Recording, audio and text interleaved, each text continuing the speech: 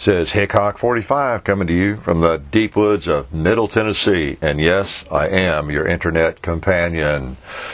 Tennessee. I'm sorry all of you cannot enjoy paradise the way we do. Not to rub it in. You know, a major part of Tennessee, of course, is Nashville, the area in which I live. If you don't know, Nashville is the home of country music. You might think, oh yuck, who likes country music? Well, maybe you don't. I like some of it. But Nashville is famous for that. We have the Grand Ole Opry here, the old Grand Ole Opry, the Ryman Auditorium downtown. And then, of course, the newer one, I guess it's 20, 30 years old now, out at Opryland, or what was Opryland, out off of Brawley Parkway.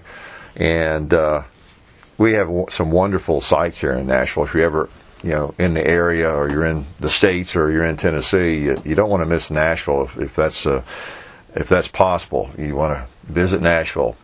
You really cannot find anybody who has visited Nashville that has not liked it. I mean, it would be rare. I used to travel a lot. I had other jobs, and I was all over the country almost weekly. And anytime you mention Nashville, people just drool because they had been there before and they wanted to get back to it. Just a nice town, not too big, not too small.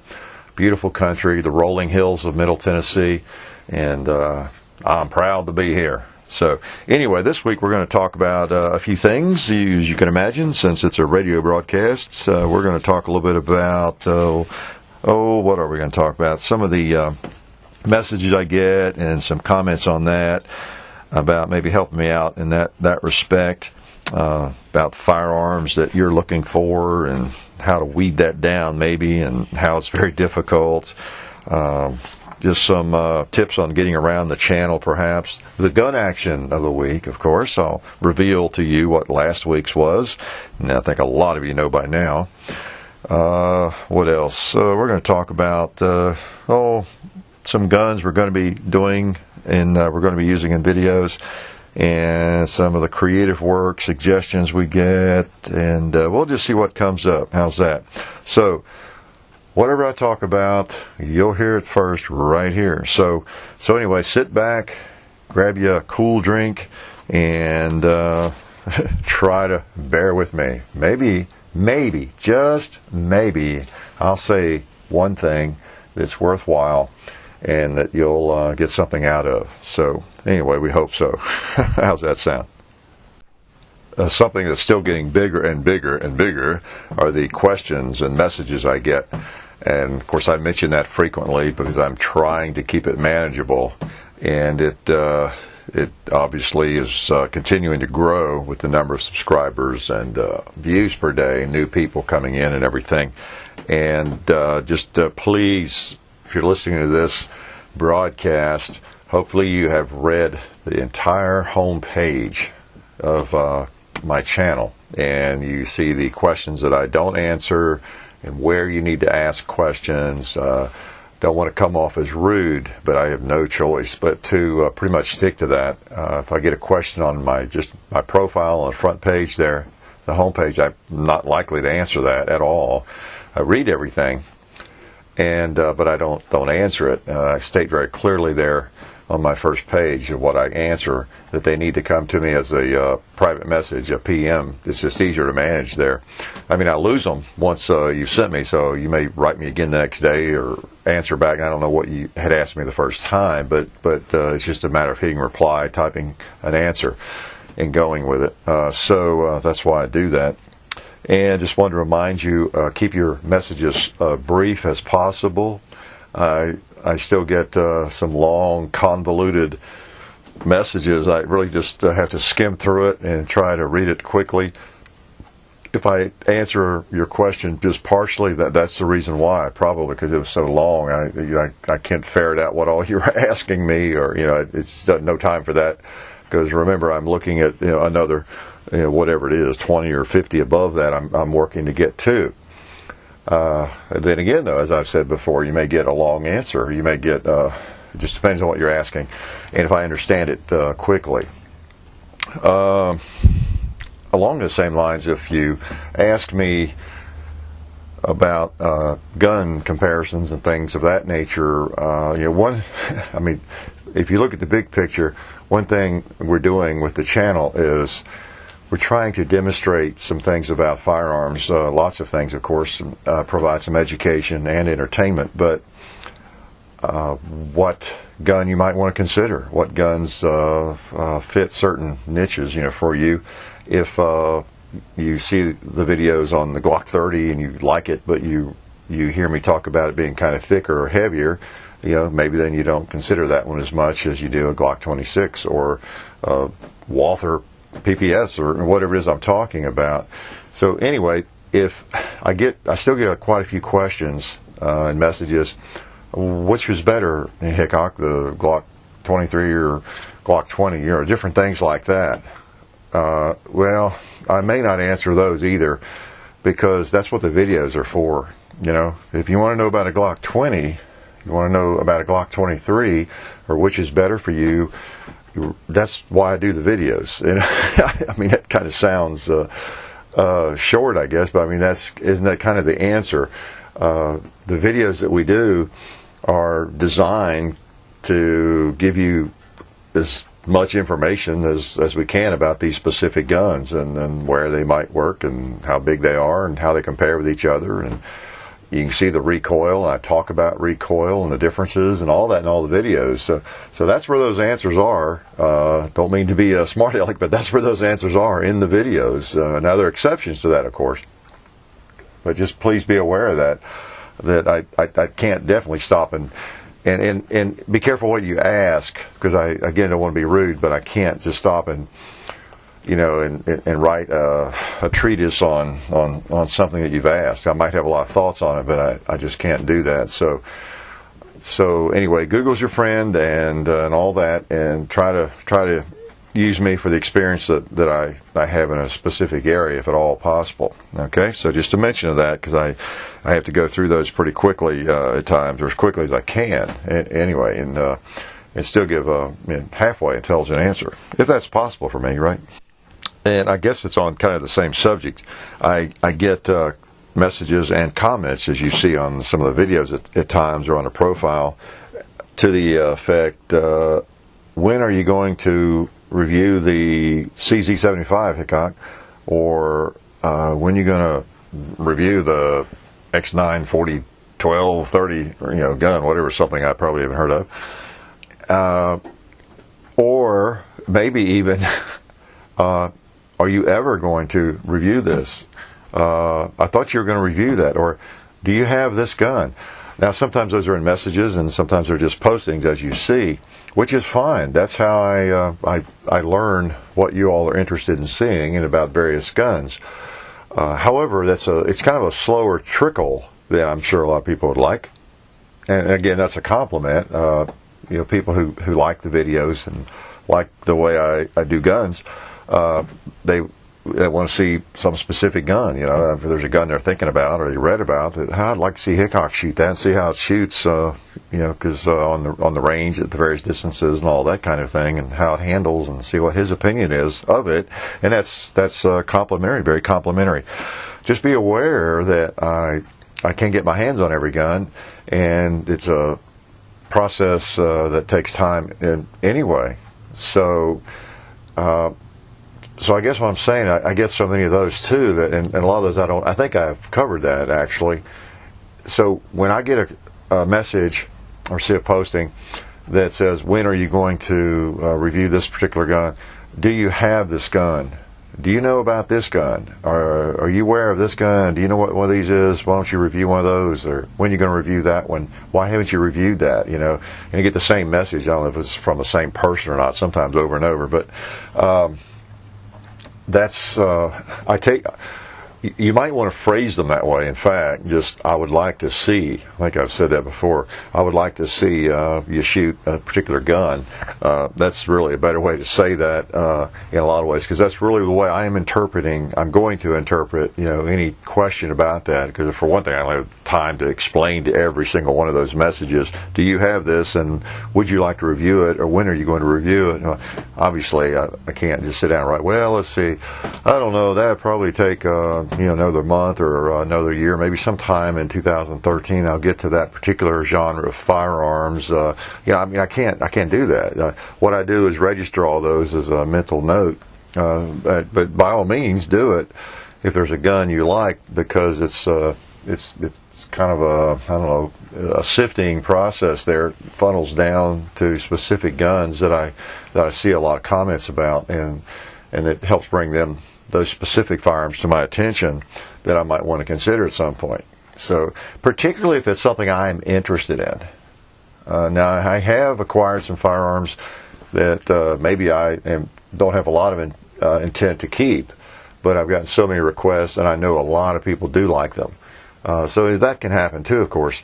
But just like you, my primary interest in firearms are the firearms that I like. There are tens of thousands of different types of firearms out there. So, anybody on the planet can, make requests to see anything shot, of course, and do just about every day. So my priorities are, of course, things that are recommended over and over again, and that make sense, and guns I'm kind of halfway interested in myself, or possibly very interested in, that pique my interest. So, but anyway, just know what you're doing when you say that. I'm interpreting that is a recommendation when you say, when are you going to review this, or do you have this gun? If you ask me if I have a specific gun, I probably will not answer that, period. Again, as I've said before, if I have it, you've probably seen it, or you'll see it soon. That's my answer. Okay? I've already answered all those questions for the next 5 years. Do you have a whatever? I either have it and I'm about to review it, probably. Well, if I have it, it won't be long before I review it or shoot it on video. Or I don't have it, let's face it, so one or the other. Or you've already seen it in a video, or you haven't seen it and it's already in a video. That happens quite often too. So just wanted to kind of remind you about that. I do focus kind of on the mainstream firearms, more or less. I guess we folks that are interested in firearms are not really in the well, it's becoming more and more mainstream, but there's just so many peripheral firearms out there. There's just no limit, is there? So I like the mainstream firearms, I guess, and I branch out from there. So anyway, I see your notes, I see your comments, I see your private messages about those firearms you would like to see reviewed.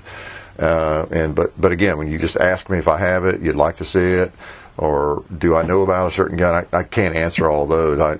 There's tens of thousands of types of firearms again, and so I can't just be in the business of reacting to all those. So the mental note is taken, and then I have to move on. So just be aware of that. Okay. It's also more obvious lately that I think some people are not even aware of the playlist feature with YouTube, and that others maybe just haven't checked the playlist yet, because I get a lot of questions about videos, wanting to see things that I actually have up there that we've done videos on, and I know they're in playlists. So if you're new to YouTube and you don't understand how to do that, well, for one thing, you can search somebody's playlist and somebody's channel for various videos, but then click on playlist on the main homepage above whatever the featured video is there. If you click on playlists, it will give you all their playlists over in the right hand column, and you can just go down through there and look at the various playlists. Now that's a challenge, keeping that up. We have so many videos, and I'm sure I have some hanging out there I have not put in playlists, but most of them are, and I'm always in a constant state of flux organizing those playlists. Started out just, revolvers, rifles, that kind of thing, pistols, and as I got more and more in there, I branched out and created a playlist for Glocks, for other things, and I've got them for Ruger, Taurus, I think for Taurus, I don't know, Springfield, and so I've done a better job, I know, with recent videos, unless I've just forgotten to put one in somewhere. But you have to physically, or you have to do that, remember to put them in a playlist. And So anyway, if you're not aware of that, check the playlist, because there's all kinds of things in there. And then, of course, some of the, I don't know if they're necessarily goofy, but they're just special videos where, 6 or 8 watermelons might get destroyed, or there's various things, a pumpkin shoot, a short shoot on something. Sometimes I'm not sure where to put those. I try to put them both in the category of the gun that's being used, but then I also have a playlist called Special Targets, I think it is, and I try to put those in there too. So be sure you look around and prowl around those playlists. I'm going to try to have one for every gun manufacturer, at least mainline gun manufacturer down there, make it easier. But if it's not there, there's not a playlist for Beretta, for example. Just look under pistols or semi-automatic pistols and that sort of thing. So appreciate you doing that. Time for the gun action of the week. Last week, many of you got it right. I think I gave you enough clues that helped you out a little bit. And then also, we posted a video that, since the radio broadcast, that should have helped you a little bit. And yes, it is the PPS, the Walther PPS in 9mm. Okay, so that was the gun. You saw it in the let's see, No Glocks Allowed video, and so I had made that the gun action, the gun of the week. So time for this week's. All right, are you ready, boys and girls? Let me work it in several ways, and get ready, because this is tough stuff.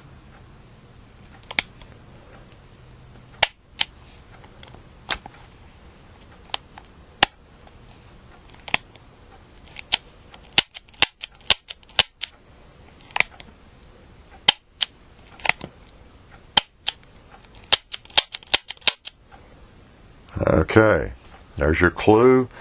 You should be able to tell me what it is, what caliber it is, what length the barrel has on it, and what's written on the side. Okay, so good luck on that one. I wanted to talk about that perfect gun again. I think I've touched on this here and there, but many of you, and experienced and inexperienced people, you're still looking for that perfect gun. And I'm speaking of handguns primarily. There are so many firearms out there, pistols, revolvers, and I think new shooters especially, and boy, there are so many of you, it's just in the last 10 years that have gotten into firearms, and every day that number is growing, and and also the number of people on YouTube is growing like crazy. So a lot of folks are, on YouTube, looking for guns and looking for information on guns because they're contemplating purchasing their first firearm, or maybe their second or third, and they have a big firearm and they're looking for a smaller one. Maybe they have a carry permit now, or they're looking to get a carry permit, and all those various things. And again, there is no perfect firearm. All of us who have gone through this over the years and over the decades, we've been through that so many times. And every time there's another firearm that comes out, it's like the recent firearm I've been reviewing a little bit, the LC9 Ruger. The Kel-Tec, the PF9, those guns, the cars, where there's always somebody getting closer and closer, it seems, to that perfect gun, that gun that you like. It has all the features you want. It's the perfect size. It's a caliber you like or that you can live with. And it seems there's always something about it that's not exactly right. Well, maybe there is a perfect gun for you. But be wary of thinking that it's out there for sure. You just haven't found it yet, or assuming that a gun is the perfect gun for you, and you have not fired it yet. You've not even held it, or you've not pulled the trigger, snapped it. You just really don't know until you fire it. I know I've told you that before, and you know that already, really down deep. And you see me with different firearms, particularly lately. I think lately we've had kind of a focus on some of these smaller guns, some of the newer ones, and some of the cool carry guns. And you hear me also talking about some of the negatives with each one of them, and it seems like none of them really is perfect, that I'm hard to satisfy in a lot of ways, and I am, because I've had so much experience with them. There's just a lot of, oh gosh, I don't know, just so many variables and, the criteria. Those of us who have gone through this process, and I will do more in the area of carry, because there's so many people getting into the carry permits in so many states and so many questions, and I've not done a lot with that. I don't know why exactly. It's something I have more experience than most people, I guess. For 20 years I carried as a undercover as a police officer, reserve deputy for 20 years. And then I've had a carry permit for 10 or 11 years, whatever. So I've gone through all those things that many of you are going through in terms of the proper holster, the best fitting holster, the most comfortable holster, what gun is the best, which one fits the best, which one can you carry comfortably at revolver, semi-automatic, caliber, type of firearm, how big a firearm can you carry, should you go for the small one, should you go for the large one, and it's difficult. I'm going to do more on that and share more of my insights, whatever those might be, this spring. I have several holsters that I have used over the years, and I have some I've not had all that long that I've been experimenting with, that I'll give you my impressions of those, that I've been wearing them this winter, off and on, and different ones. Bought most of them. I had one or two, sent to me, and I've experimented with things. I've had a couple sent to me that I don't necessarily like. You may not see them, I don't know, or may just let you know what they are. But I got a lot of experience in that area, and just wanted to make you aware of that more of that will be forthcoming.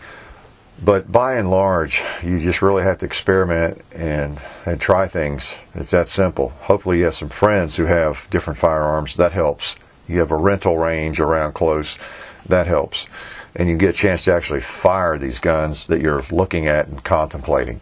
And then the other thing is, you don't let people talk you out of specific guns or into specific guns just based on their own biases that really are not based on experience. And if they are, the gun they choose may not be the one you like. So it's tough. It's a jungle, as I've said before. It's a rainforest out there. So anyway, the ultimate firearm utopia might not exist. There are compromises. The little LC9, for example, I've been shooting. That gun is a really nice size. It's well made. It feels like quality and everything. And for me, if I had to, that would be fine. I don't like the double action trigger necessarily. I could learn to shoot it. But there's always a little negative, but that negative is not necessarily a deal killer. It's just that I've had so much experience with so many different types of triggers that I'm harder to please. And as I've said before too, you'll be the same way. Whatever you think is perfect right now, as you try other firearms, you might decide differently, in 6 months. So just do the best you can, and get on YouTube and watch Hickok videos. Maybe it'll help. Who knows? Something that comes up every now and then is people actually trying to help us out, really. And it comes from, I think, for the most part, from the goodness of people's hearts. And that is creative work, I wanted to say. We'll have people that will come in and say, wow, Hickok, how come you don't have a banner on your channel? Or, you need a trademark, you need this and that, and different things. And they're creative sorts themselves, and I'll just maybe make a comment that, well, I just like things simple, we'll do something with that later, or whatever. But lo and behold, I'll get a message, and they'll have something attached they've created, and we appreciate, people wanting to do nice things for us. Obviously, don't want to be an ingrate, but anything like that we will do ourselves. So just be aware of that. We have some things in the works, things we're going to work on. Right now we're mainly focusing on just doing some good videos and that kind of thing. But we will do some of that. Again, I'd rather the videos kind of speak for themselves. Hopefully the focus, the feature or whatever at our channel is primarily the videos, not necessarily how slick the home page looks, but we may do something with that. I don't know, get tired of what we're looking at, but the videos are the thing. And so just want to make you aware of that. For one thing, we probably would never use anything anybody would send us just because it was created by somebody else, and I've had even things like it looked like they were even trademarked sent to me, and then there's maybe some people that would just like or consider that a feather in their cap, if they had something they created for the Hickok45 channel and all that kind of thing. Maybe they're even in the business, or they're trying to start up a business of creating various graphics or whatever, and they would like to use that as kind of a, hey, look at Hickok45's channel. He's one of the big gun channels on YouTube, and we did that. And I understand that. I certainly do. It's just the same reason that people come in and try to advertise on the channel or say things and to promote whatever they're doing, that sort of thing. I understand, that. So, but anyway, just want to make a short mention of that. We do appreciate the thought, though. We really do, because most people are doing that just out of the goodness of their heart. And really in appreciation for the videos.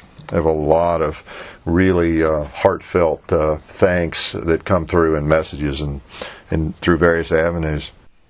It occurred to me lately that some of you might think I've just gotten totally away from the old guns of the West, or my lever guns, my Colts, and double barrel shotguns and things like that. It seems that for a while we've done a lot of videos on carry guns and cool semi-automatic guns and all sorts of things like that, with not as many probably lately Colt single action videos or lever gun videos and those sorts of things.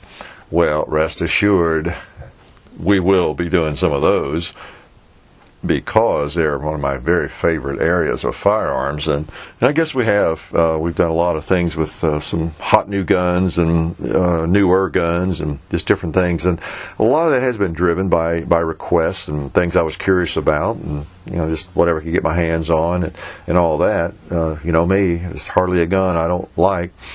And so I've enjoyed all that, and we'll do a whole lot more of it. But I will be, never fear, Wyatt Earp is still here. I will be dragging out some of those gorgeous firearms of the 19th century. Those are I say my favorites. It's really like, not to equate guns with people, but human beings, but it really is hard to say what are my favorites, because it is like deciding which of your children is your favorite or something like that. It's I enjoy them all, and maybe you've experienced this. Those of you who have more than 10 or 15, 20 firearms, I go through cycles. I really do, and that's one of the nice things about having a collection of different types of firearms. It's a hobby, obviously, I enjoy, and you do too, or you wouldn't be listening to me gab and rattle on, would you? I have discovered over the years, I will maybe, shoot some black powder, get into a black powder mode for a while and shoot the muzzle loaders, kind of regularly or whatever, and then I'll kind of put them aside and maybe not even shoot them for a year. And the same with single actions, Colt single actions. I'll just be gung-ho, watching more westerns, reading more westerns, and shooting the Colts and lever guns, and really not shooting the Glocks or other guns very much at all for a period of time. And then I'll kind of satisfy that desire and maybe not shoot them for a while. I'll kind of drift back into something else, my 1911s or Glocks, and just read something on that and shoot those more and load up a bunch of ammo and just enjoy those thoroughly for a month or two or three. And so I go through cycles like that, it's a nice luxury, and obviously it makes sense. It's kind of the way we are. So, I have definitely not changed my opinion of anything in terms of Glocks or 1911s or lever guns. I enjoy all of them thoroughly. I'm way past that stage of deciding what guns that I like. You know, I think a lot of us in our 20s, we do go through that, and we flounder around and decide kind of what our niche is, our interest, primary interest, and we do that, and we get those guns, and that's what we end up with. We shoot the most, I guess, but as you can tell, I like a variety of firearms, and that has not changed at all. When I pull out a Colt Single Action Army, it takes me back, and it's really special. So we'll be doing some more of that, of course, just periodically. Those firearms, we still have firearms like that we've not featured. We've not done chapter 2s, and we've not done some of the rifles, lever guns, and different things. So we will definitely be doing that. You folks that like those, and including muzzle loaders. As the weather gets a little bit nicer, especially, I'm anxious to get the old Enfield back out, the 58 caliber, Civil War musket or rifle. Fire that thing some more. I enjoy that. So thought I'd mention that. I'm going to wrap up for the week here, and I've enjoyed chatting with you guys again this weekend. You can expect some more videos. You knew that. We'll probably do some more knife videos. I have, as I've said before, I've got some knives I've been negligent about. We're trying to remedy that. You've seen a couple or 3 knife videos, and I have, should I tell you? Well, I've got a couple of like Puma knives. I think it's pronounced Puma. I know seems like most people call them Puma knives, but I have a couple of those I purchased back 35 years ago. One is a patch knife. Anyway, we'll drag those out. Got a bigger one, and I have a Spyderco, my first Spyderco that you've not seen. Bought 21 years ago, I guess, my first Spyderco, and a little story about that. So anyway, we've got some more knife videos we'll sprinkle in as we move through the spring and the summer. And I do like knives, as I've said before, small and large, and I have specific favorites and preferences when it comes to knives, whether it's a pocket knife or a larger knife. So show you a few more of those, and of course some firearms. Yeah, we're looking forward to the spring, and where the weather's not so much a factor, the days are longer, so that we can just cram in lots and lots more videos necessarily, but so that we have a little more freedom and time to do things we want to do in terms of the videos. So you guys have a great weekend, and rest of the week, behave yourselves, and again, make sure we're doing something to represent the shooting sports in a really positive way, and being safe, by all means. Safe, exaggerate safety, and remember that what I do on my range is under very controlled circumstances. I've had lots of experience, and be careful not to take some of the risks I do shooting steel unless you really know what you're doing. Okay? So, you guys have a great week, and we'll talk to you later. You've been listening to the Hickok45 radio show. See you on the range.